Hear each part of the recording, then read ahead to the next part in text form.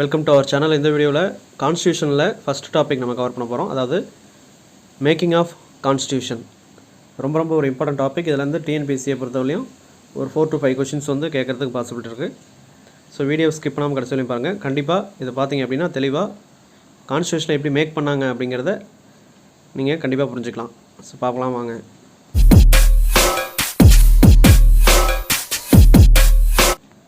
So இந்த making of கான்ஸ்டியூஷனில் first எப்படி அதை மேக் பண்ணாங்க அப்படின்னு தெரிஞ்சதுக்கு முன்னாடி கான்ஸ்டியூஷனாக என்ன அப்படிங்கிறத நம்ம தெரிஞ்சுக்கணும். கான்ஸ்டியூஷனுங்கிறது நமக்கு பேசிக்காகவே கான்ஸ்டியூஷனில் தமிழில் எப்படி சொல்லலாம், இந்திய அரசியலமைப்பு. இந்தியன் கான்ஸ்டியூஷன் அப்படின்னா இந்திய அரசியலமைப்பு, சரிங்களா?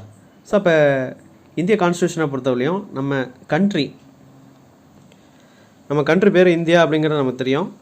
இந்த இந்தியா அப்படிங்கிறது எப்படி இருக்குது, அந்த இந்தியாவுக்குள்ளே எத்தனை ஸ்டேட்ஸ் இருக்குது, எத்தனை யூனியன் பிரதேசங்கள், யூனியன் டெரிட்டரிஸ் இருக்குது. அதுக்கப்புறம் இந்தியாவில் குடியுரிமைகள் எப்படி கொடுக்குறாங்க, அதாவது சிட்டிசன்ஷிப் எப்படி கவர்மெண்ட்லேருந்து அலாட் பண்ணுறாங்க, அந்த சிட்டிசன்ஷிப்க்கு என்னென்ன விதிகள்லாம் இருக்குது, ஸ்டேட்டுக்கும் சென்ட்ரலுக்கும் உள்ள ரிலேஷன்ஷிப் என்ன, ஸ்டேட்டில் எப்படி கவர்மெண்ட்டு ஆக்டிவேட் பண்ணுறாங்க, சென்ட்ரலில் எப்படி கவர்மெண்ட்லாம் நடந்துகிட்ருக்குது, பாராளுமன்றம்னா என்ன, மாநில நிர்வாகம், ஸ்டேட் லெஜிஸ்லேட்டிவ் அப்படின்னு சொல்லுவாங்க, இதெல்லாம் என்ன.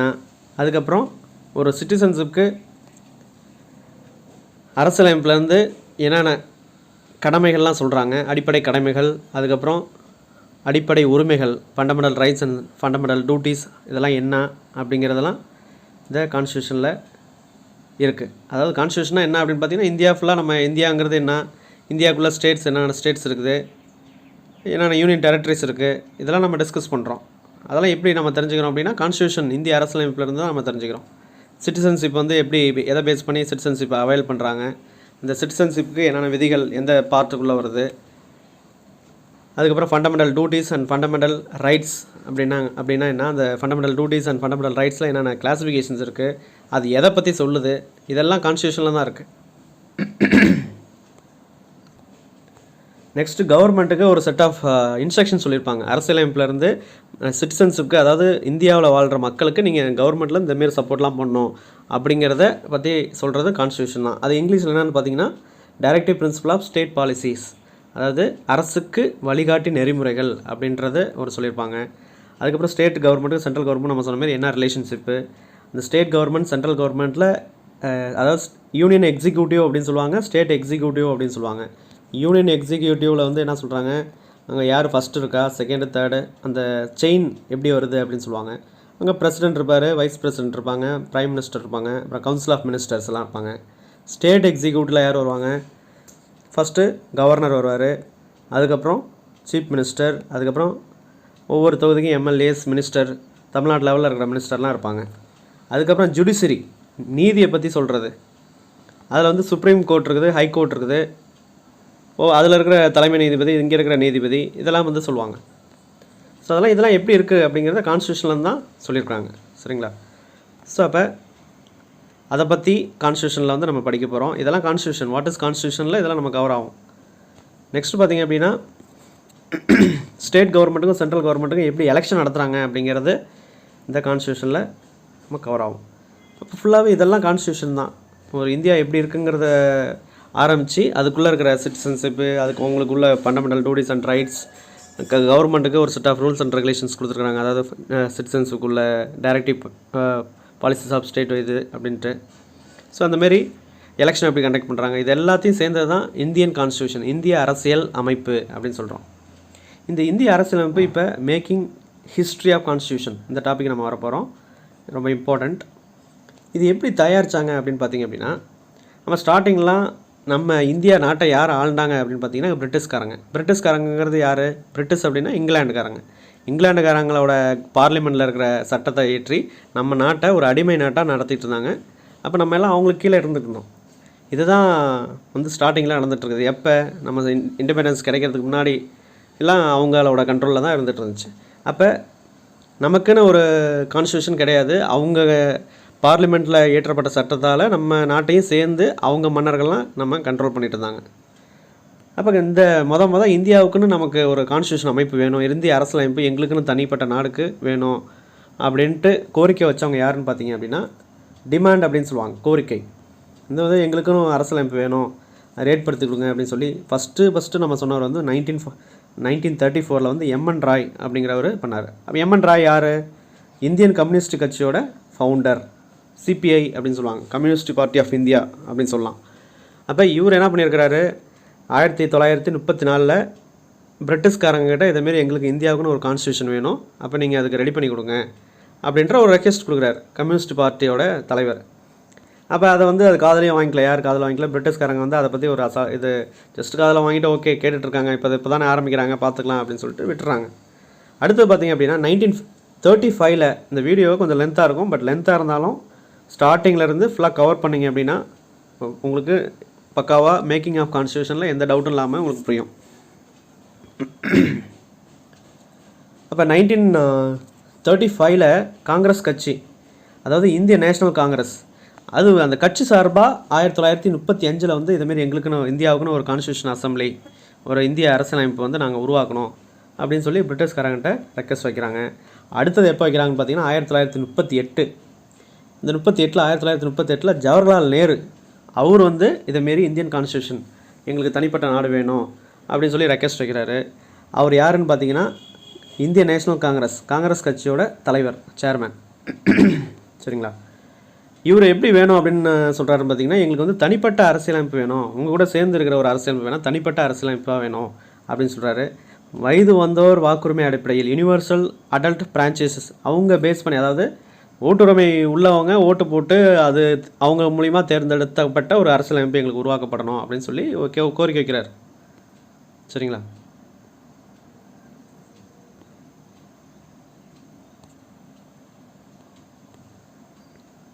அப்போ இந்த கோரிக்கையெல்லாம் ஏற்றுக்கிறாங்களா அப்படின்னு பார்த்தீங்கன்னா கிடையாது. பட் இதெல்லாம் சஜஷன் பண்ணதுக்கப்புறம் 1940 அப்போ வந்து வைஸ்ராயாக இருந்தவங்க பார்த்தீங்கன்னா லார்ட் லின்லித்கோ அப்படிங்கிறவர் என்ன பண்ணியிருக்கிறாரு, பிரிட்டிஷ்காரங்க, அதாவது இவர் வந்து ஒரு பிரிட்டிஷ்காரர், அப்போ அவர் கண்ட்ரோலில் தான் இந்தியா இருந்துகிட்டு இருக்கு. 1940 இந்த லார்ட் லின்லித்கோ என்ன பண்ணுறாரு, ஆகஸ்ட் ஆஃபர் அப்படின்னு சொல்லிட்டு ஒரு ஆஃபர் கொடுக்குறாரு, ஆகஸ்ட் சலுகை அப்படின்னு சொல்லிட்டு. அந்த டைமில் பார்த்தீங்கன்னா செகண்ட் வேர்ல்டு வார்லாம் நடந்துகிட்ருக்குது, 2ஆம் உலகப் போர்லாம் நடந்துகிட்ருக்கு. அப்போ 2ஆம் உலகப் போரில் பிரிட்டிஷ்காரங்க அவங்களுக்கு ஆப்போசிட்டில் இருக்கிற கண்ட்ரிஸ் எல்லாமே ஃபைட் பண்ணிகிட்ருக்குறாங்க. அப்போ அந்த 2ஆம் உலகப் போரில் இந்தியாக்காரனை வச்சு இவங்க சப்போர்ட் பண்ணிக்கிறாங்க. அதாவது இந்தியாக்காரனை ஒரு அடிமையாக வச்சு பிரிட்டிஷ்க்கு சப்போர்ட்டாக வச்சு அங்கே வேர்ல்டு வாரில் ஃபைட் பண்ணுறதுக்கு இவங்க வேணும் இந்தியாக்காரங்க. அப்போ அவங்கள யூஸ் பண்ணணும், அவங்களுக்கு அப்போ ஏதாவது ஒரு ஆஃபர் கொடுப்போம் அப்படிங்கிறது அந்த ஆகஸ்ட் ஆஃபர் அப்படிங்கிற ஆஃபர் கொடுக்குறாங்க. அதாவது கோரிக்கை வைக்கிறாங்களா நிறையா பேர். இந்தமாரி 1934 எம்என் ராய் வைக்கிறாரு, 1935 காங்கிரஸ் கட்சி சார்பாக வைக்கிறாங்க, 1938 ஜவஹர்லால் நேரு வச்சுருந்தார். இதெல்லாம் பார்த்துட்டு ஓகே வேர்ல்டு வார் நடக்குது, இவங்களுக்கு ஜஸ்ட் ஏதாவது ஒரு ஆஃபர் மாரி கொடுப்போம், அக்செப்ட் பண்ணுறோமோ இல்லையோ ஒரு ஆஃபர் மாரி கொடுப்போம் அப்படின்னு சொல்லிட்டு 1940 லார்ட் லின்லித்கோ அப்படிங்கிறவர் ஒரு ஆஃபர் கொடுக்குறாரு. அதில் என்ன சொல்கிறாருன்னா, உங்கள் டிமாண்டை, அதாவது நீங்கள் தனி அரசியலமைப்பு வேணும்னு சொல்கிறீங்க, அதை நாங்கள் அக்செப்ட் பண்ணிக்கிறோம், பட் இது எப்போ நடக்கும் அப்படின்னா வேர்ல்டு வார் முடிஞ்சதுக்கப்புறம் தான், இப்போ நாங்கள் பண்ணி கொடுக்க முடியாது அப்படின்ற மாதிரி அவர் சொல்கிறார். இப்போ வேர்ல்டு வார் போயிட்டு இருக்குது, 2ஆம் உலகப் போர் நடந்துகிட்டு இருக்குது, இதில் போய் நீங்கள் ஃபைட் பண்ணுங்கள் எங்களுக்கு சார்பாக, அதை ஜெயிச்சிட்டோம் அப்படின்னா நாங்கள் உங்களுக்கு உருவாக்கி தரோம். அதுலேயும் வந்து பார்த்திங்கன்னா நீங்கள் தனியாக உருவாக்கக்கூடாது, நாங்களும் சேர்ந்து தான் இதை பண்ணணும் அப்படின்னு சொல்லி ஒரு ட்விஸ்ட் வைக்கிறார்.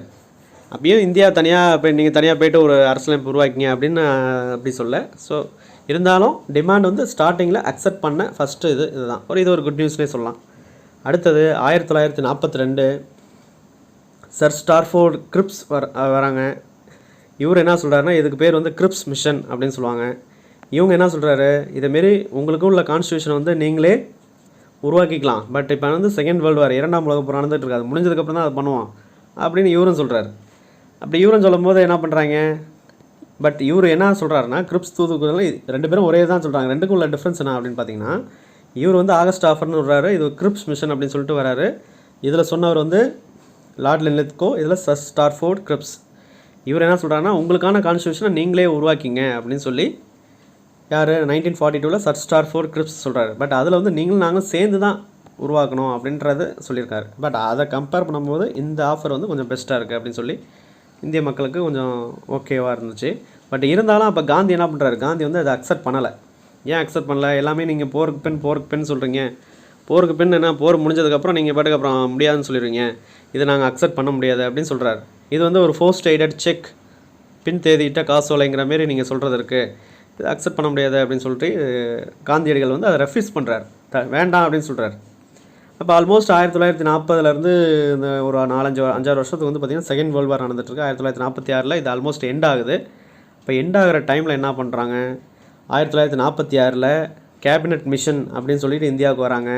இவங்க யாருன்னு பார்த்தீங்கன்னா பிரிட்டிஷ் கவர்மெண்ட்டில் இருந்து வரக்கூடிய ஒரு அமைச்சரவை தூதுக்குழு.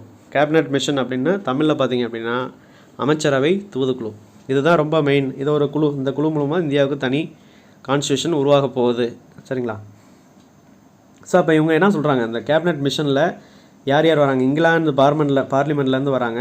அதில் 3 பேர் மொத்தம் வராங்க. அது யாருன்னு பார்த்தீங்கன்னா Pethick Lawrence, sir ஸ்டார்ஃபோர்ட் grips, AV Alexander. இந்த 3 பேர் வராங்க. இந்த 3 பேர் என்ன சொல்கிறாங்க, இந்தமாரி உங்களுக்கான அரசியல் அமைப்பை நீங்கள் உருவாக்கலாம். ஃபஸ்ட்டு அதுக்கு அரசியல் நிர்ணய சபை, கான்ஸ்டியூஷன் அசம்பிளி ஒன்று க்ரியேட் பண்ணுங்கள். அந்த கான்ஸ்டியூஷன் அசம்பிளி க்ரியேட் பண்ணதுக்கப்புறம் உங்களுக்கான அரசியல் அமைப்பை நீங்கள் அது மூலிமா உருவாக்கிக்கலாம் அப்படின்னு சொல்கிறாங்க. பட் அந்த கான்ஸ்டியூஷன் அசம்பிளி எப்படி இருக்கணும் அப்படின்னு சொல்லிட்டு அதுக்கும் இந்த கேபினட் மிஷன் அரசியல் அமைச்சரவை தூதுக்குழு இருக்காங்க பார்த்தீங்களா, அவங்க வந்து ஒரு set of rules and regulation சொல்கிறாங்க. நீங்கள் பாட்டுக்கு உருவாக்கிடக்கூடாது. அதாவது ஒரு கான்ஸ்டியூஷன் அசம்பிளி க்ரியேட் பண்ணுங்கள். அந்த கான்ஸ்டியூஷன் அசம்பிளி அப்படின்னா என்னென்னு பார்த்தீங்கன்னா ஒரு தற்காலிக பாராளுமன்ற மாரின்ற வச்சுக்கலாம். இந்த பாராளுமன்றத்தில் உறுப்பினர்கள் நீங்கள் எடுக்கணும். இப்போ ராஜ்யசபா லோக்சபான்னு சொல்கிறோம். அப்போ அந்த டைமில் உறுப்பினர்களை எடுக்கணும். மக்கள் தொகையை பேஸ் பண்ணி உறுப்பினர் எடுக்கணும், கம்யூனிட்டி பேஸ் பண்ணி உறுப்பினர் எடுக்கணும், பார்ஷியலாக நாமினேட் பண்ணணும், பார்ஷியலாக எலெக்ட் பண்ணணும் அப்படின்ற ஒரு set of rules and procedures சொல்கிறாங்க. யார் சொல்கிறா, கேபினட் மிஷன்காரங்க சொல்கிறாங்க. இப்போ இந்தியா ஓனாகவே நீங்களே அதை மெம்பர் எடுங்க அப்படின்னு சொல்ல, அதுக்கும் set of rules and regulation சொல்கிறாங்க. அதை எதை பேஸ் பண்ணியிருக்கணும்னு பார்த்தீங்கன்னா விகிதாச்சார அடிப்படையில் இருக்கணுங்கிறாங்க. அது இங்கிலீஷில் வந்து ப்ரொபோர்ஷனல் ரெப்ரசன்டேஷன் சொல்லலாம்.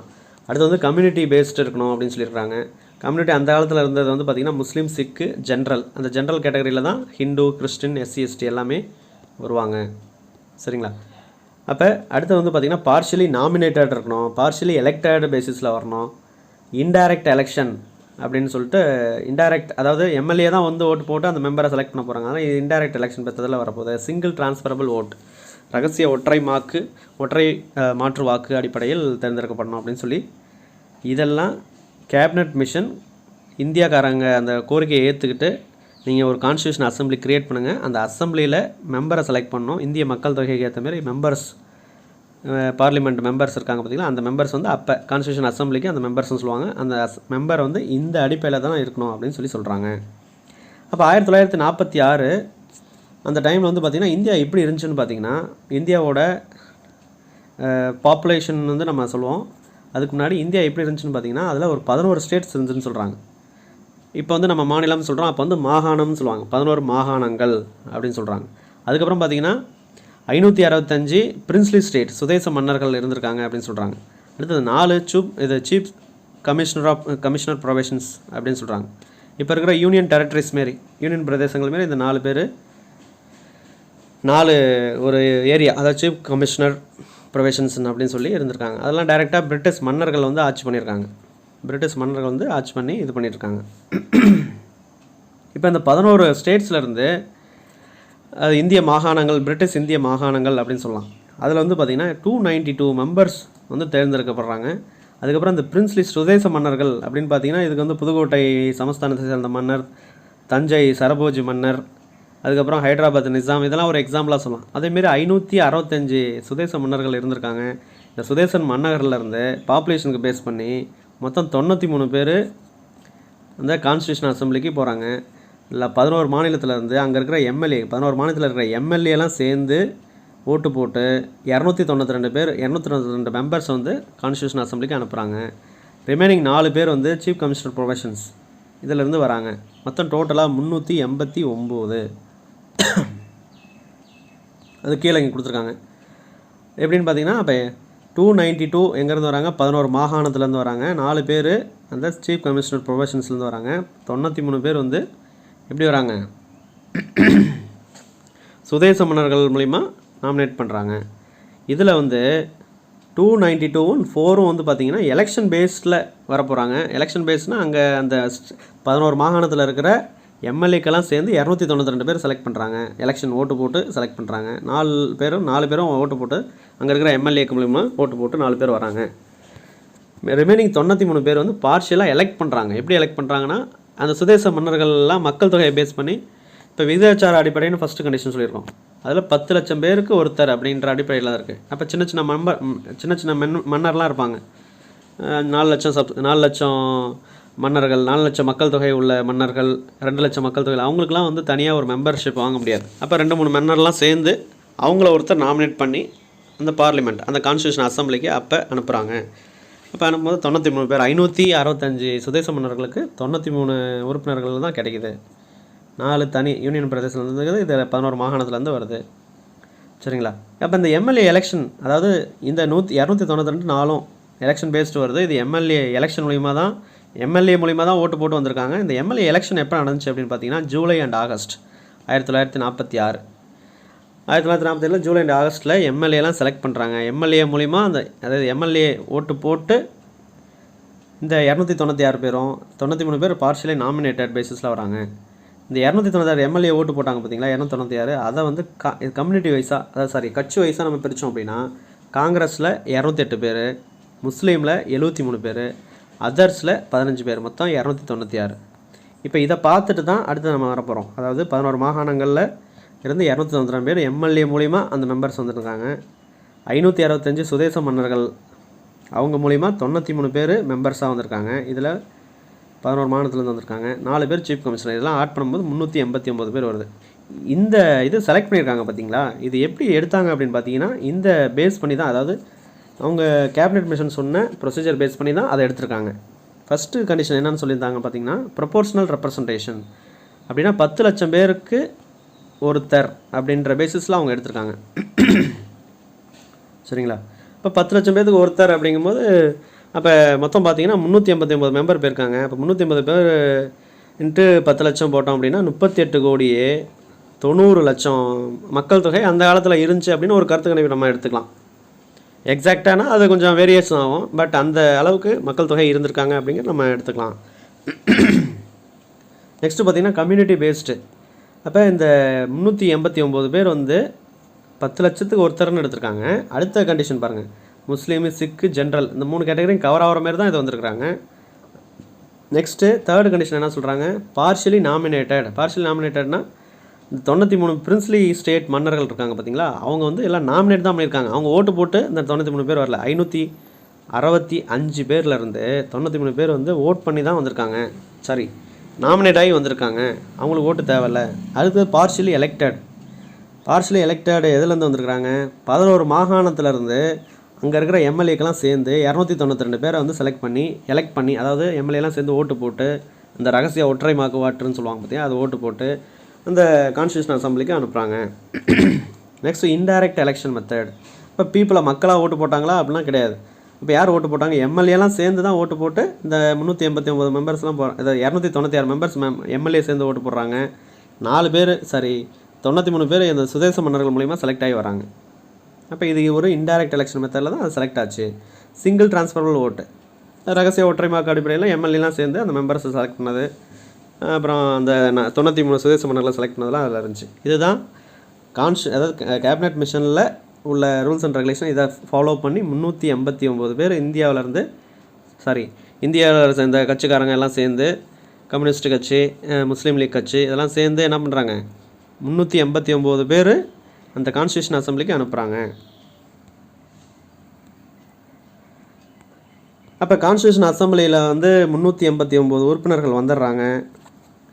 இருந்தாலும் அந்த 389 பேரில் 2 பேர் கிடையாது. அது யாருன்னு பார்த்தீங்கன்னா காந்தியும் முகமது ஜின்னாவும். முகமது ஜின்னா யாருன்னு பார்த்தீங்கன்னா உங்களுக்கு தெரியும், பாகிஸ்தானை பிரித்து எடுத்துகிட்டு போனவர் முகமது ஜின்னா. அவர் வந்து முஸ்லீம் லீக் கட்சியோட தலைவர். அப்போ இவங்க 2 பேரும் இல்லாதது இது ஒரு ட்ராபேக்குங்கிற மாரி அந்த டைமில் அந்த பெரிய ஆளுங்கள்லாம் அவங்க வந்து திங்க் பண்ணிட்டு இருந்தாங்க.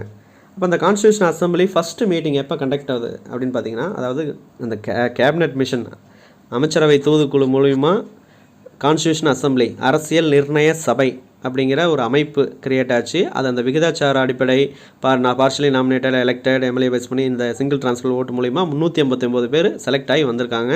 அந்த 389 பேர் சேர்ந்து என்ன பண்ண போகிறாங்க, ஃபஸ்ட்டு மீட்டிங் கண்டக்ட் பண்ண போகிறாங்க.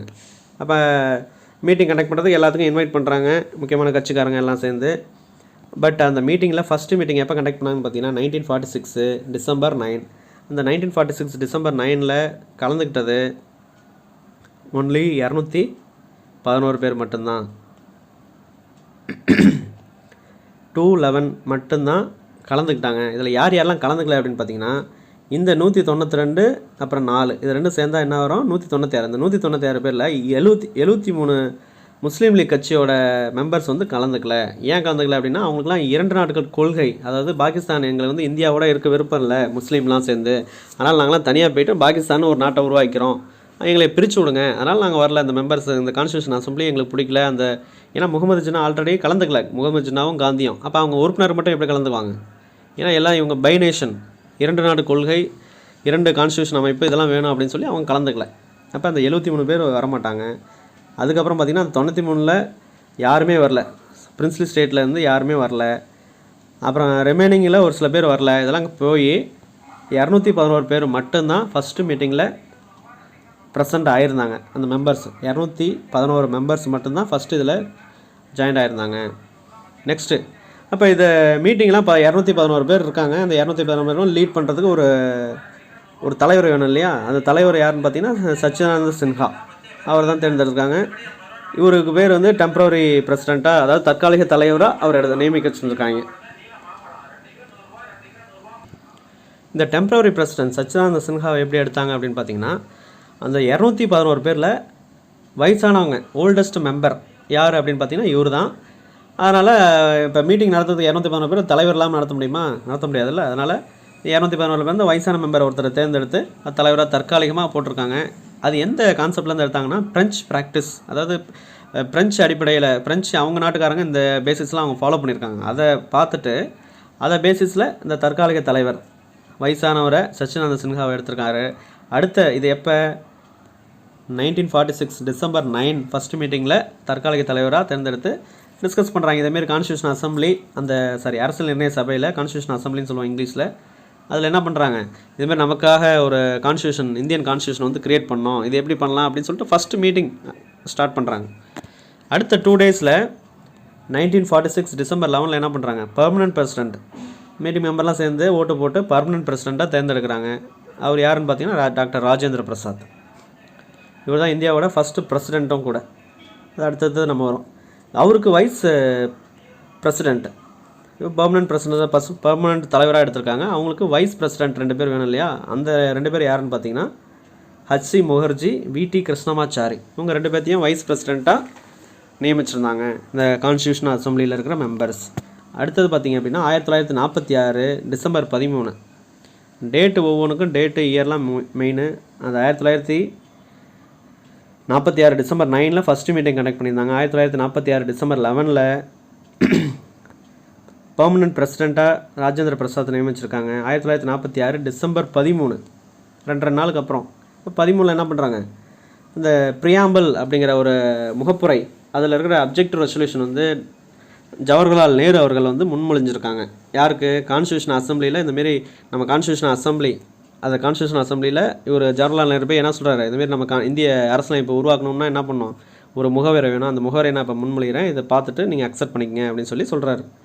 எப்போ சொல்கிறாரு, 1946 டிசம்பர் 13. அவர் சொன்னதுக்கப்புறம் ஜனவரி 22, 1947. அவர் எப்போ சொன்னார், டிசம்பர் மாதம் 13 46.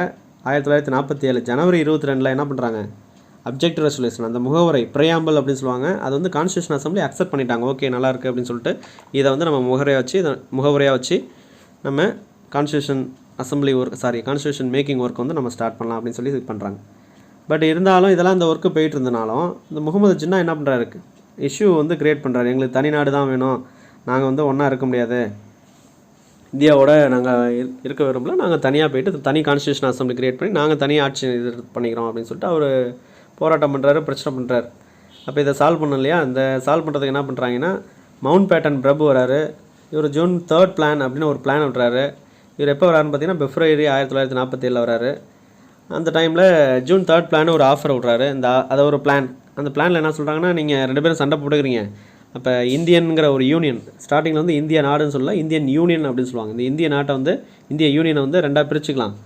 நீங்கள் பாகிஸ்தான் தனியாக போயிருங்க, இந்த இந்தியா தனியாக இருக்கட்டும், ஏன்னா உங்களுக்கு இந்தமாரி ஒன்றா இருக்க முடியாது, சண்டை போட்டுக்கிறீங்க அப்படின்னு சொல்லி அவர் என்ன சொல்கிறாரு, இந்தியாவையும் தனியாக பிரிக்கலாம் அப்படின்ட்டு அதுக்கு ஒரு ஜூன் 3 பிளானை ரிலீஸ் பண்ணுறாரு. 1947 ஏப்ரல் 28 அதில் வந்து பார்த்திங்கன்னா இந்த கான்ஸ்டியூஷன் அசம்பிளிக்கு பிரின்ஸ்லி ஸ்டேட்லேருந்து 6 பேர் கலந்துக்கிறாங்க. இந்த ஜூன் 3rd பிளான் வரதுக்கு முன்னாடி 6 பேர் வர ஆரம்பிச்சிடறாங்க. ஜூன் 3rd பிளான் வந்ததுக்கப்புறம் ரிமைனிங்கில் இருக்கிற பிரின்ஸ்லி ஸ்டேட் மெம்பர் எல்லாம் வந்துடுறாங்க. ஏன்னா அவங்க என்ன சொல்கிறாங்க, இந்தியாவும் பாகிஸ்தான் தனியாக பேரலாம் அப்படிங்கும்போது ஓகே, அப்போ கான்ஸ்டியூஷன் அசம்பிளி ஏதோ மிகப்பெரிய சேஞ்சஸ் நடக்க போகுது, அதனால் எல்லாம் போய் இந்த கலந்துக்காத மெம்பரும் போய் கலந்துக்க போகிறாங்க. ஜூன் 3rd பிளான் ரிலீஸ் பண்ணதுக்கப்புறம், ஜூன் 3rd பிளான் யார் ரிலீஸ் பண்ணாங்கன்னு கேட்டாங்கன்னா மவுண்ட் பேட்டன் பிரபு அவர் இது சொல்லணும். சரிங்களா? ஸோ நெக்ஸ்ட்டு ஜூன் 3rd பிளானுக்கு அப்புறம் எல்லாமே, அதாவது 389 பேர் கான்ஸ்டியூஷன் அசம்பிளிக்கு வந்துடுறாங்கன்னு சொல்கிறாங்க. நெக்ஸ்ட்டு ஜூன் 3rd பிளானில் தான் இந்தியாவோட இண்டிபெண்டன்ஸ் ஆக்ட் ஜூலை 18ஆம் தேதி 1947 இந்தியன் இண்டிபெண்டன்ஸ் ஆக்ட் வந்து ஜூன் 3rd பிளானுக்கு அப்புறம் தான் அது சொல்கிறாங்க. அதாவது நமக்கு நடைமுறைப்படுத்தப்படுது இங்கிலாந்து பார்லிமெண்ட்டில் இருந்து. அப்போ 1947 ஜூலை 18 இந்தமாரி இந்தியன் இண்டிபெண்டன்ஸ் ஆக்ட் பார்லிமெண்ட்டில் இந்தியாவுக்கும் தனி சுதந்திரம் வாங்கிக்கலாம், பாகிஸ்தானுக்கும் தனி சுதந்திரம் வாங்கிக்கலாம்னு சொல்லி பார்லிமெண்ட்டில் இங்கிலாந்து பார்லிமெண்ட்டில் சொல்லிட்டாங்க. அதுக்கப்புறம் ஆகஸ்ட் 14ஆம் தேதி பாகிஸ்தான் தனியாக பிரிஞ்சு போயிட்டாங்க. ஆகஸ்ட் 15 இந்தியாவுக்கு அஃபிஷியலாக விடுதலை கிடச்சிருச்சு. அதுக்கப்புறம் கான்ஸ்டியூஷன் அசம்பிளியில் நிறையா சேஞ்சஸ் நடக்குது. அது எப்படின்னு பார்த்தீங்கன்னா, ஜூன் 3rd பிளானுக்கு அப்புறம் மவுண்ட் பேட்டன் பிரபு வந்து என்ன சொல்கிறாருன்னு பார்த்தீங்கன்னா, இந்தமாரி இந்த பிரின்ஸ்லி ஸ்டேட் மெம்பர்ஸ் வந்து 565 பேர், அதில் செலக்ட் ஆனவங்க 93 பேர். இந்த 93 பேர்த்தில் 13 பேர் பாகிஸ்தான் சைடில் இருந்தாங்க. அவங்களாம் நீ அங்கேயும் போய்க்கலாம், இல்லை இந்தியா சைடில் இருக்கனாலும் இருந்துக்கலாம் அப்படின்னு சொல்கிறாங்க. ரிமைனிங் மெம்பர்ஸும் நீங்கள் எங்கெங்கே போனோம்னா போய்க்கோங்க. அதேமாரி இந்த 389 பேரில் பாகிஸ்தானில் வரவங்களாம் அங்கே போயிருங்க, இந்தியாவில் இருக்கவங்களாம் இங்கே, இல்லை உங்களுக்கு விருப்பப்பட்ட இடத்துக்கு மாறிக்கங்க அப்படின்னு சொல்லிடுறாரு. சொன்னதுக்கப்புறம் இண்டிபெண்டன்ஸ் சுதந்திரம் கிடைச்சதுக்கப்புறம் கான்ஸ்டியூஷன் அசம்பிளியில் நிறையா சேஞ்சஸ் நடக்குது. அதாவது 389 பேரில் வந்து 90 பேர் பாகிஸ்தானில் போயிடுறான். ரிமைனிங் 299 பேர் இந்தியாவில் இருக்காங்க. இந்த 299 பேரை வந்து எகெயின் இவங்க வந்து பிரிக்கிறாங்க. அதாவது 229 பேர் அந்த 11 மாகாணத்துலேருந்து வந்தவங்க, 70 பேர் பிரின்ஸ்லி ஸ்டேட் மூலிமா வந்தவங்க. இப்போ இந்த கான்ஸ்டியூஷன் அசம்பிளி அந்த டைமில், அதாவது ஆஃப்டர் இண்டிபெண்டன்ஸ் ஆனதுக்கப்புறம், சுதந்திரம் கிடைச்சதுக்கப்புறம், இது வந்து ஒரு இறையாண்மை பெற்ற அமைப்பாக மாறுது அப்படின்னு சொல்கிறாங்க. அதாவது இந்தியாவுக்கு சுதந்திரம் கிடச்சிருச்சு. அப்போ இந்திய அரசியலமைப்பை உருவாக்குறதுக்கு இவங்க ஓனாகவே அந்த லீட் பண்ணி இந்தியன் கான்ஸ்டியூஷனை மேக் பண்ணுறாங்க அப்படின்னு சொல்லி பிகேம் அ சோவரின் பாடி அப்படின்னு சொல்லியிருக்காங்க. அடுத்தது constitution assembly also become a legislative body. இப்போ நார்மலாக ஒரு சட்டத்தெல்லாம் ஏற்றணும் இல்லையா அந்த டைமில், அதுக்கு வந்து கான்ஸ்டியூஷன் அசம்பிளி என்ன பண்ணுறாங்க, நார்மலான ஒரு சட்டத்தை ஏற்ற சட்டமன்றமாகவும் இருக்குது. ஆர்டினரி லாஸை க்ரியேட் பண்ணுறதுக்கு ஒரு பார்லிமெண்ட் மாதிரி இருக்குது அப்படின்னு சொல்கிறாங்க.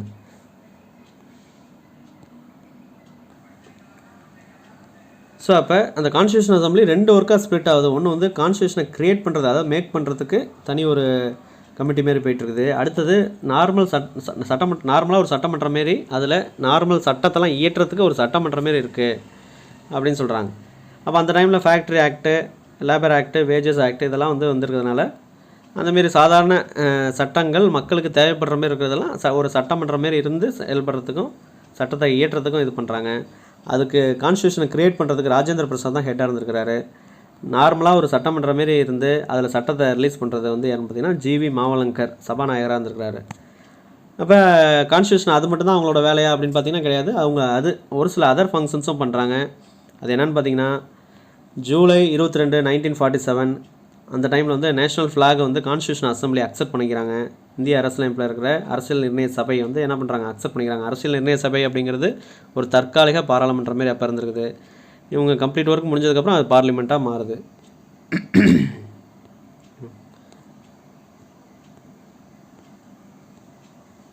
ஜனவரி 24, 1950 என்ன பண்ணுறாங்கன்னா நேஷ்னல் ஆந்தம் அண்ட் நேஷ்னல் சாங்கை வந்து அக்செப்ட் பண்ணுறாங்க.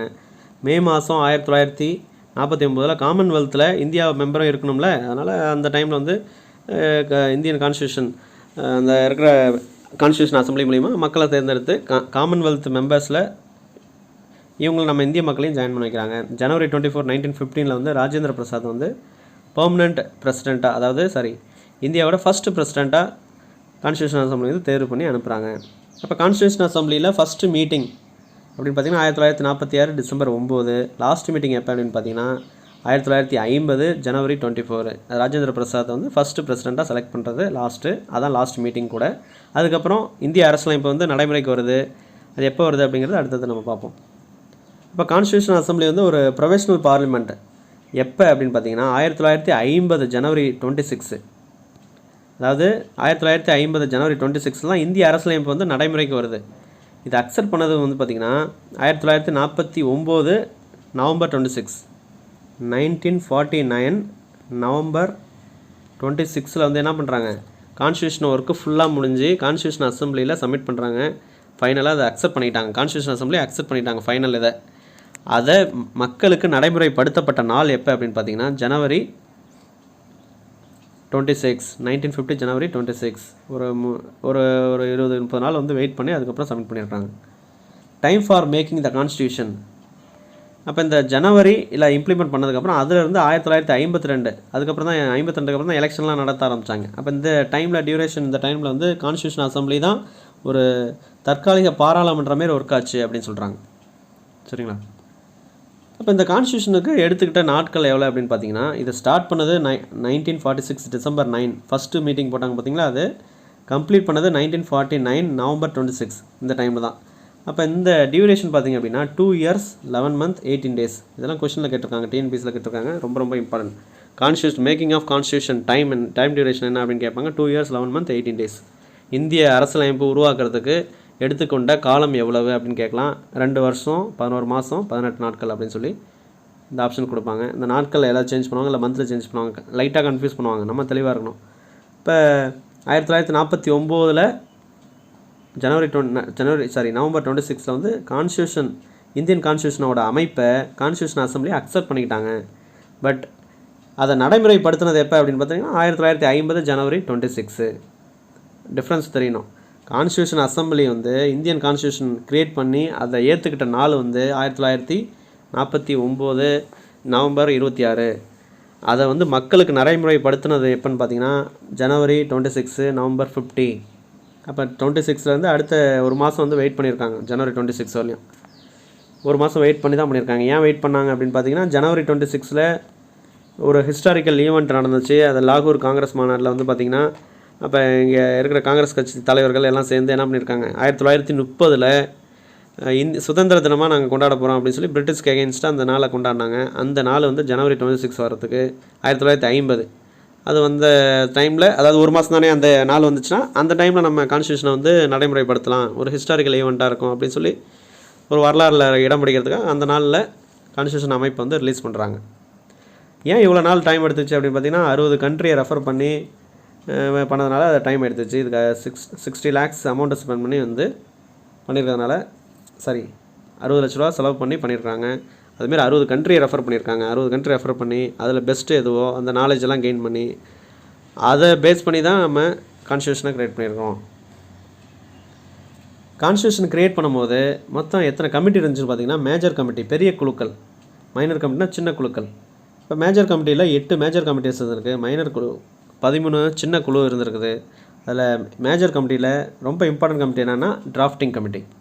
இந்த மேஜர் கமிட்டி யார் ஹெட்டு அப்படிங்கிறத இதில் தெளிவாக பார்த்துக்கலாம். மேஜர் கமிட்டியில் யூனியன் பவர் கமிட்டி, அதாவது மத்திய அதிகார குழு யாருன்னு பார்த்தீங்கன்னா ஜவஹர்லால் நேரு தான் ஹெட்டாக இருந்திருக்காரு. அடுத்தது யூனியன் கான்ஸ்டியூஷன் கமிட்டி, மத்திய அரசியலமைப்பு குழுவில் ஜவஹர்லால் நேரு தான். மத்திய அப்படின்னு நினச்சினாவே அவர் தான். அடுத்தது ப்ரொவின்ஷியல் கான்ஸ்டியூஷன் கமிட்டி, மாநில மாகாண அரசியலமைப்பு குழு அப்படின்னு சொல்லலாம். அதில் வல்லபாய் பட்டேல் இருந்திருக்காரு. அவர் வைஸ் பிரசிடண்டாக இருந்தவர், அதனால் அவர் போட்டிருக்காங்க. டிராஃப்டிங் கமிட்டி வரைவு குழு, இதில் ஹெட்டு வந்து உங்களுக்கு தெரியும் பிஆர் அம்பேத்கர், பீமாராவ் ராம்ஜி அம்பேத்கர் அப்படின்னு சொல்லுவாங்க. ஒரு இம்பார்ட்டன்ட் கமிட்டி இதுதான் 4வது கமிட்டி. ஃபண்டமெண்டல் ரைட்ஸ் கமிட்டி, அடிப்படை உரிமை குழு அப்படின்னு சொல்லலாம். இதுக்கும் வல்லபாய் பட்டேல் தான் இருந்திருக்கிறாரு. அதுக்கப்புறம் பார்த்திங்கன்னா ரூல்ஸ் அண்ட் ப்ரொசீஜர்ஸ், அதாவது விதிகள் மற்றும் நடைமுறை ப்ரொசீஜர் சொல்லலாம். இதுக்கு வந்து ராஜேந்திர பிரசாத் தான். ஸ்டியரிங் கமிட்டிக்கும் ராஜேந்திர பிரசாத் தான், இந்த 2 இதுக்குமே. அப்போ ஒரு இந்தியன் கான்ஸ்டியூஷனை க்ரியேட் பண்ணுறதுக்கு அதுக்கு set of rules and regulation எப்படி க்ரியேட் பண்ணணும் அப்படின்ற ஒரு rules and regulation, basic rules and regulation frame பண்ணுறது. ஸ்டியரிங் இப்படி நடத்தணும் அப்படி நடத்தணும், இது அங்கே சப்மிட் பண்ணு அப்படின்னு சொல்லிட்டு ஒரு வழி நடத்துகிற கமிட்டியாகவும் அவர் இருந்திருக்கிறார் ராஜேந்திர பிரசாத். அடுத்தது பார்த்திங்கன்னா ஸ்டேட் கமிட்டிஸ், பிரின்ஸ்லி ஸ்டேட்ஸ். இந்த பிரின்ஸ்லி ஸ்டேட் மன்னருக்கெலாம் பேசி அங்கே எப்படி அமைப்பை க்ரியேட் பண்ணுறது அப்படின்னு இதெல்லாம் டிசைட் பண்ணது ஜவஹர்லால் நேரு. மொத்தம் 8 கமிட்டியோட மெம்பர்ஸ் ஹெட்டு யாருன்னு இதில் கொடுத்துருக்குறோம். அவங்க சப்ஹெட்டிங் டீம்லாம் தேவையில்ல, ஹெட் மட்டும் யாருன்னு தெரிஞ்சால் போதும். இதில் இம்பார்ட்டன்ட் கமிட்டி எதுனா டிராஃப்டிங் கமிட்டி. அந்த டிராஃப்டிங் கமிட்டியோட மெம்பர் நம்ம கண்டிப்பாக தெரிஞ்சுக்கணும்.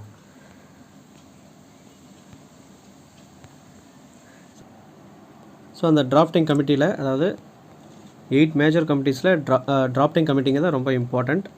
இந்த டிராஃப்டிங் கமிட்டியில் 7 மெம்பர்ஸ் இருக்காங்க இந்த குழுக்களில். அந்த குழுவில் அதில் ஹெட் யாருன்னு பார்த்தீங்கன்னா நமக்கு தெரியும், B.R. அம்பேத்கர். அவங்களுக்கு கீழே பார்த்தீங்க அப்படின்னா ஒரு 6 பேர் இருக்காங்க. டோட்டலாக சேர்ந்து 7 பேர்.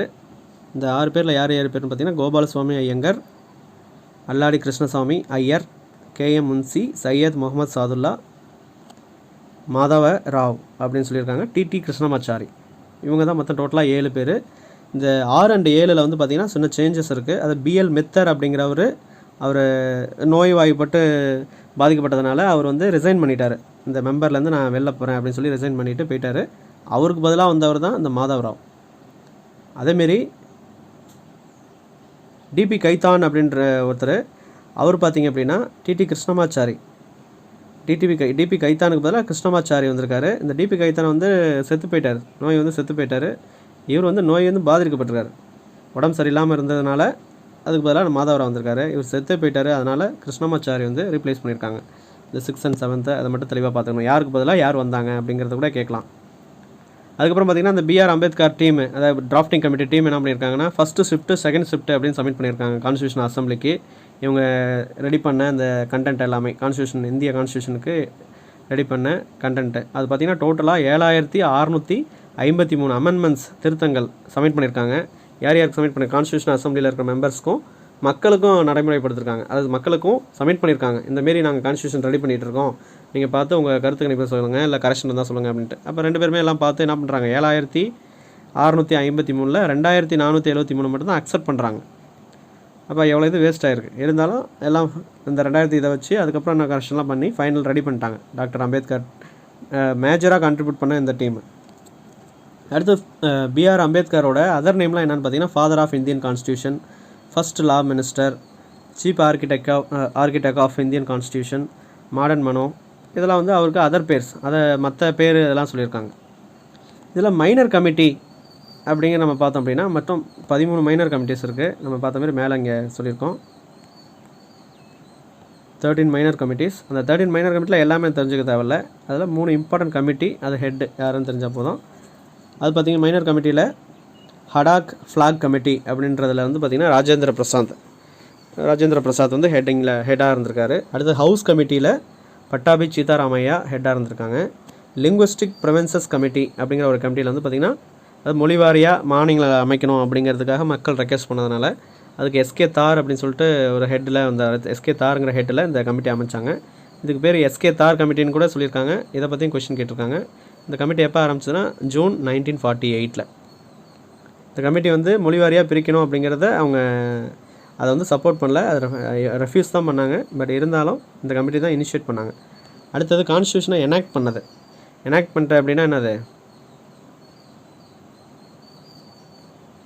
எனாக்ட்மெண்ட் அப்படின்னா இந்த கான்ஸ்டியூஷன் அசம்பிளியில் இந்தியன் கான்ஸ்டியூஷன், இந்திய அரசியலமைப்பை வந்து ஏற்றுக்கொண்ட நாள். மக்களுக்கு கிடையாது, இந்தியன் கான்ஸ்டியூஷன் அரசியல் நிர்ணய சபை என்ன பண்ணுச்சு, கான்ஸ்டியூஷனை வந்து ஏற்றுக்குச்சு. எப்போ, நவம்பர் 26, 1949 அன்றைக்கி தான் கான்ஸ்டியூஷன் டேன்னு செலிப்ரேட் பண்ணுறாங்க.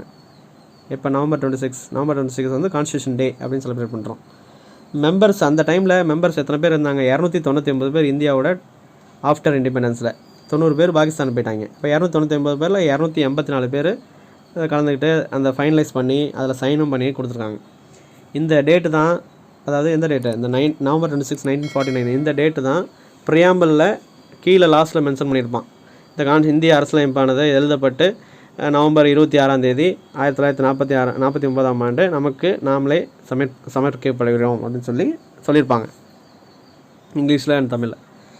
அப்போ அது தான் அந்த டேட்டு தான் கான்ஸ்டியூஷன் அசம்பிளி அக்செப்ட் பண்ணது. பட் அது நடைமுறைக்கு வந்தது எப்போன்னா ஜனவரி 26, 1950.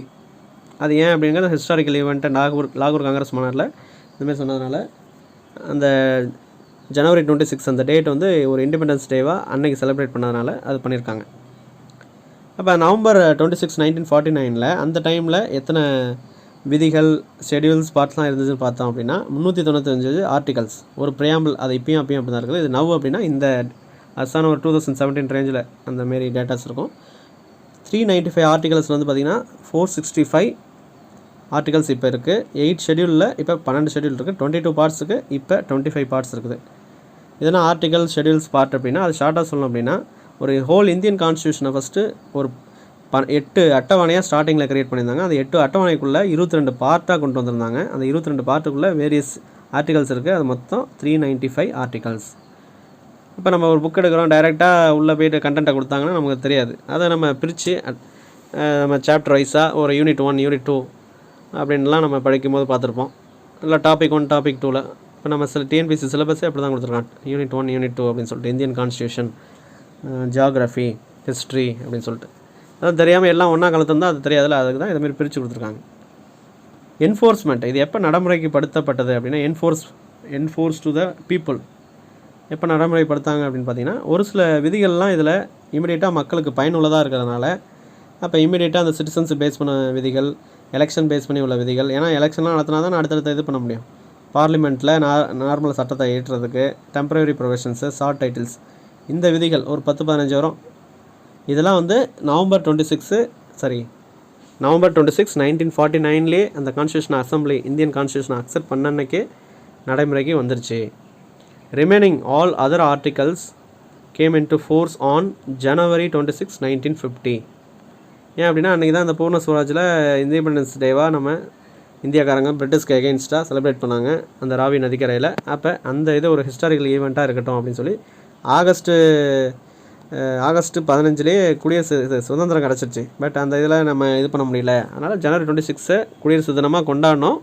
பட் ஆகஸ்ட்டில் கிடச்சிருச்சு. சரி பரவாயில்ல, அந்த நாளில் வந்து நம்ம கான்ஸ்டியூஷனை ரிலீஸ் பண்ணிவிட்டு அந்த நாளை ஒரு ரிப்பப்ளிக் டேவாக நம்ம குடியரசு தினமாக செலிப்ரேட் பண்ணிக்கலாம் அப்படின்னு சொல்லி அதில் தான் நம்ம January 26 குடியரசு தினமாக நம்ம செலிப்ரேட் பண்ணுறோம். இத்தனை சப்மிட் பண்ணி முடிஞ்சிருந்தாலும் இந்த கான்ஸ்டியூஷன் இந்திய அரசியலமைப்பில் நிறையா குற்றச்சாட்டுகள் வைக்கிறாங்க. அது அங்கே இருக்கிற அமைச்சர்கள், மெம்பர்ஸ், பிரிட்டிஷ் கவர்மெண்ட்டோட வைஸ்ராயாக இருக்கட்டும், அது சில பேர் குற்றச்சாட்டு பொதுமக்களாக இருக்கட்டும். என்னென்னு பார்த்தீங்கன்னா it is not a representative body அப்படின்னு சொல்கிறாங்க. மக்களால் தேர்ந்தெடுக்கப்பட்ட உறுப்பினர்கள் கிடையாது. எம்எல்ஏவால் தானே தேர்ந்தெடுத்தாங்க, மக்களால் தேர்ந்தெடுக்கல. அப்போ இது வந்து ரெப்ரசன்டேஷன் கிடையாது அப்படின்னு சொல்கிறாங்க. It is not a sovereign body அப்படின்னு சொல்கிறாங்க. இறையாண்மை பெற்ற ஒரு அமைப்பு கிடையாது. ஏன் அப்படின்னு சொல்கிறாங்கன்னா இந்த கான்ஸ்டியூஷன் அசம்பிளிங்கிற அது நமக்கு தெரியும் அரசியல் நிர்ணய சபை.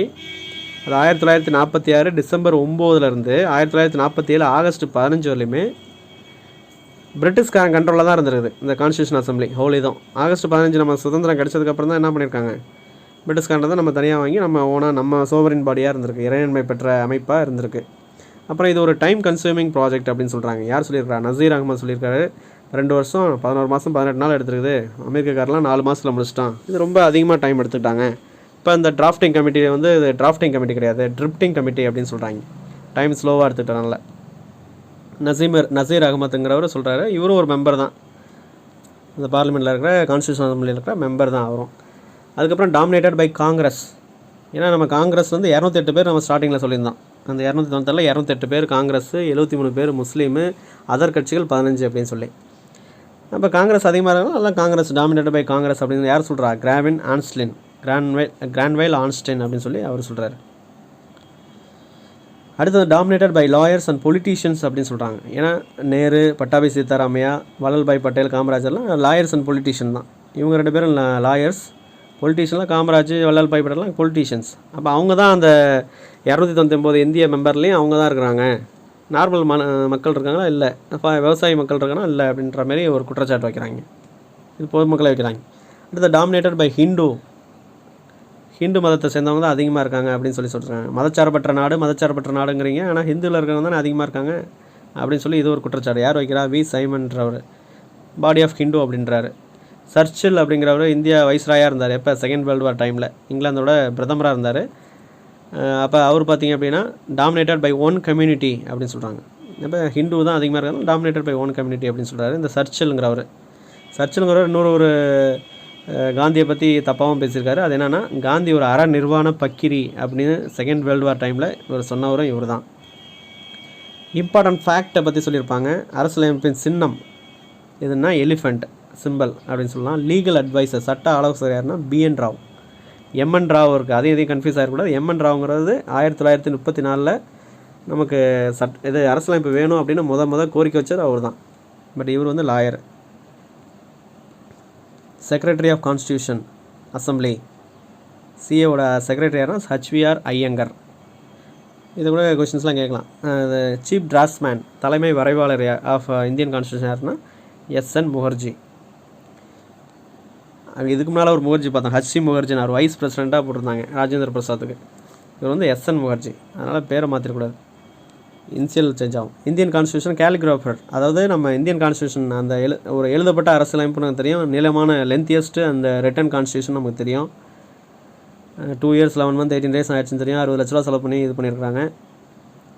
இது ஸ்கூல் புக்கில் ஒரு சில டேட்டாலாம் கொடுத்துருக்காங்க. அது பார்த்திங்கன்னா இங்கிலீஷில் இந்த இந்தியன் கான்ஸ்டியூஷனை எழுதினவர் யாருன்னு பார்த்தீங்கன்னா பிரேம் பிஹாரி நரேன் ரைஸ்தா அப்படின்றவர்.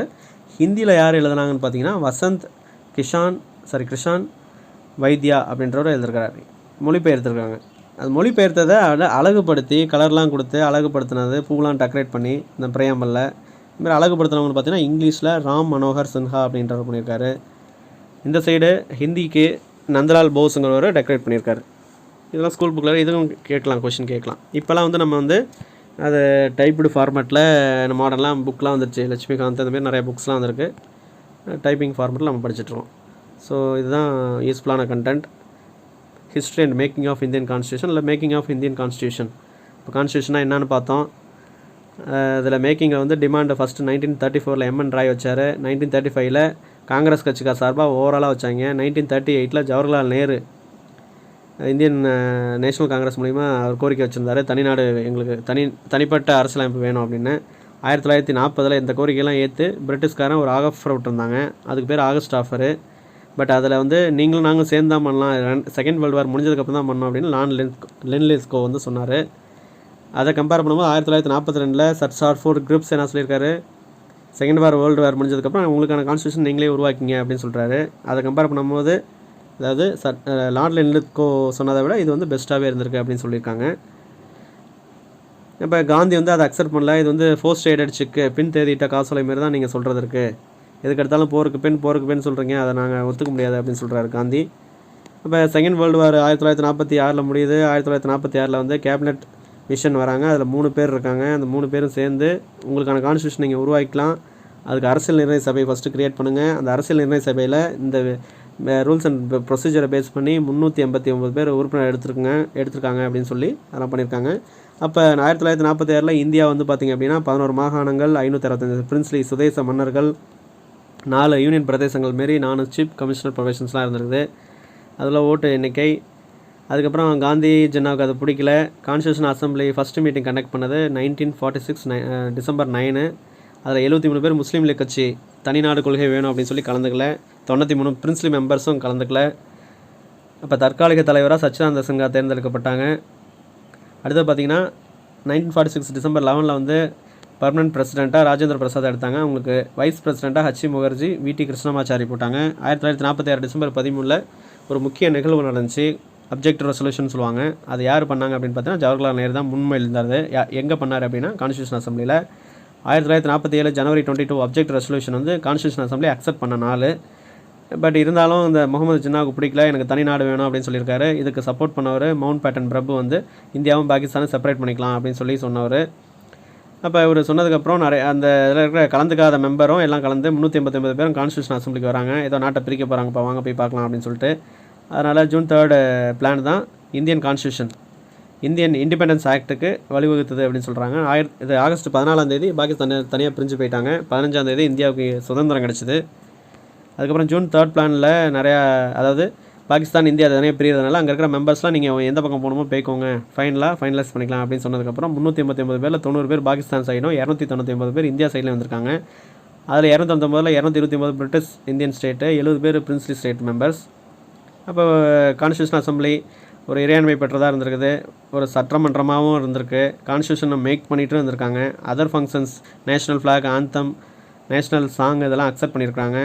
காமன்வெல்த்தில் மெம்பரை ஜாயின் பண்ண வச்சுருக்காங்க. பர்மனன்ட் பிரசிடெண்ட்டாக ஜனவரி 24, 1950 ராஜேந்திர பிரசாத்தை தேர்வு பண்ணியிருக்காங்க. First meeting, last meeting. Constitution assembly ஒரு தற்காலிக பாராளுமன்றமாக இருந்திருக்கு. எந்த டைமில் அப்படின்னு கேட்டாங்கன்னா 1950 ஜனவரி 26லேருந்து 52 ஏப்ரல் 17 வரலையும். இதுக்கு டைம் எவ்வளோ எடுத்துச்சு அப்படின்னா 2 years 11 months 18 days. அது எதுலேருந்து எது வரலைங்கிறது கொடுத்துருக்கோம். ரைட்டா? 60 country 60 லட்ச ரூபா செலவு பண்ணியிருக்காங்க. அடுத்தது பார்த்திங்க அப்படின்னா 8 மேஜர் கமிட்டி இருக்குது, 13 மைனர் கமிட்டி இருக்குது. அந்த 8 மேஜர் கமிட்டியில் டிராஃப்டிங் கமிட்டி தான் ரொம்ப இம்பார்ட்டன்ட் கமிட்டி. அது ஃபஸ்ட்டு யூனியன், அதாவது மத்திய அப்படின்னு வரதெல்லாம் ஜவஹர்லால் நேரு தான் ஹெட்டாக இருந்திருக்காரு. அதுக்கப்புறம் அந்த ரூல்ஸு அண்ட் ஸ்டியரிங் கமிட்டியில் ரெண்டுலேயும் வந்து பார்த்திங்கன்னா ராஜேந்திர பிரசாத் இருக்காங்க. ஸ்டேட் கமிட்டிஸில் ஜவஹர்லால் நேரு தான். ஃபண்டமெண்டல் ரைட்ஸில் வல்லல்பாய் பட்டேல். டிராஃப்டிங் கமிட்டி நமக்கு தெரியும், அம்பேத்கர். ப்ரொவின்ஷனல் கான்ஸ்டியூஷன் கமிட்டி வந்து வல்லல்பாய் பட்டேல்.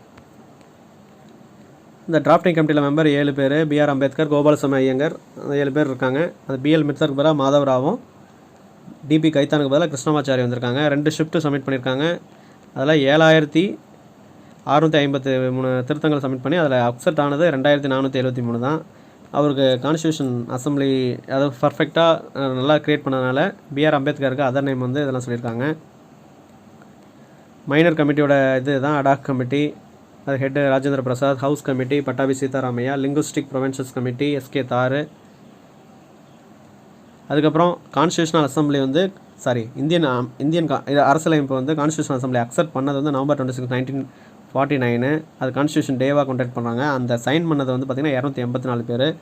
அந்த டைமில் இருந்தது ஒரு ப்ரையாம்பிள், 395 ஆர்டிகல், 8 ஷெடியூலு, 22 பார்ட்டு. இப்போ இருக்கிறது வந்து 1 ப்ரையாம்பிள், 465 ஆர்டிகல்ஸ், அது 465 விதிகள், 12 ஷெடியூல்ஸ், 12 அட்டவணைகள், 25 பார்ட் பகுதிகள் இருக்குது. என்ஃபோர்ஸ்மெண்ட் வந்து முக்கியமான விதிகள்லாம் அந்த November 26, 1949 ரிலீஸ் ஆச்சு. Based on citizenship, election, provisional parliament, temporary provision, short டைட்டில்ஸ்லாம். பட் ரிமைனிங் எல்லாமே January 26, 1950 தான் இது பண்ணாங்க. அதுதான் ரிப்பப்ளிக் டேவாக செலிப்ரேட் பண்ணுறோம். இதில் நிறைய பேர் குற்றச்சாட்டு வச்சாங்க, இது மக்களால் தேர்ந்தெடுக்கப்பட்டது கிடையாது, எம்எல்ஏவாக பண்ணுறாங்க, இது ஒரு இறையாண்மை பெற்றதே கிடையாது, August 15 வரலையும் இது வந்து பிரிட்டிஷ்காரன் தான் கண்ட்ரோல் பண்ணிட்டு இருந்தான், இது ஒரு டைம் கன்சியூமிங் ப்ராஜெக்டாக இருந்திருக்குது டிராஃப்டிங் கமிட்டியில், இது ட்ரிஃப்டிங் கமிட்டி அப்படின்னு நசீர் அகமது சொல்லியிருக்காரு. டாமினேட்டட் பை காங்கிரஸ் அப்படின்னு கிராவின் ஆன்ஸ்டல் சொல்லியிருக்காரு. Dominated by lawyer and politician சொல்லி பொதுமக்களை குற்றம் சாட்டிருக்காங்க. டாமினேட்டட் பை ஹிந்துஸ் அப்படின்னு சொல்லி வி சைமன் அப்படின்றவர் சொல்லியிருக்காரு. சர்ச்சிலுங்கிறவரும் அதே தான் சொல்லியிருக்காரு. Dominated by one community. அவர் இது வந்து பார்த்திங்கன்னா காந்தியை 100 வாட்டியும் அதை சர்ச்சைக்குரியதாக சொல்லியிருக்காரு. காந்திங்கிறவர் அவர் ஒரு அரை நிர்வாண பக்கிரி அப்படின்னு சொல்லியிருக்காரு. இம்பார்ட்டன்ட் ஃபேக்ட்ஸில் எலிஃபண்ட் தான் சிம்பிள். லீகல் அட்வைசர் யாருன்னு BN Rau. Secretary of constitution assembly HVR Iyengar. Chief draftsman SN Mukherjee. இப்போ இந்தியன் கேலிப்ரேட்டர் அப்படிங்கிறது மொழிபெயர்த்தது இங்கிலீஷில் பிரேம் பிஹாரி நாராயண் சுதா. அது ஹிந்தியில் வந்து பார்த்திங்கன்னா வசந்த் கிருஷான் வைத்யா அப்படின்ட்டு அதை டெக்கரேட் பண்ணவங்க ராம் மனோகர் சின்ஹா, நந்தலால் போஸ். ஸோ அவ்வளோதான். இது தெளிவாக உங்களுக்கு புரிஞ்சிருக்குன்னு நினைக்கிறேன். இது யூஸ்ஃபுல்லாக இருந்துச்சுன்னா கண்டிப்பாக உங்கள் ஃப்ரெண்ட்ஸ்க்குலாம் ஷேர் பண்ணுங்கள். நம்ம சேனலை ஃபஸ்ட் டைமாக பார்க்குறீங்க அப்படின்னா மறக்காமல் நம்ம சேனலை சப்ஸ்கிரைப் பண்ணி பக்கத்தில் இருக்கிற பெல் பட்டனை கிளிக் பண்ணிங்க. அடுத்தடுத்த TNPSC ரிலேட்டடாக உள்ள காம்படிட்டிவ் எக்ஸாம்ஸ் ரிலேட்டடாக வீடியோஸ் வந்துட்டு தான் இருக்கும். ஸோ மறக்காமல் சப்ஸ்கிரைப் பண்ணி பக்கத்தில் இருக்கிற பெல் பட்டனை கிளிக் பண்ணி வச்சுக்கோங்க. அப்போ தான் நம்ம போடக்கூடிய நியூ வீடியோஸ் இமீடியட்டாக உங்களுக்கு நோட்டிஃபை ஆகும். அப்போ ஈஸியாக நீங்கள் பார்த்து நீங்கள் டெவலப் பண்ணிக்கலாம். தேங்க்யூ ஃபார் வாட்சிங்.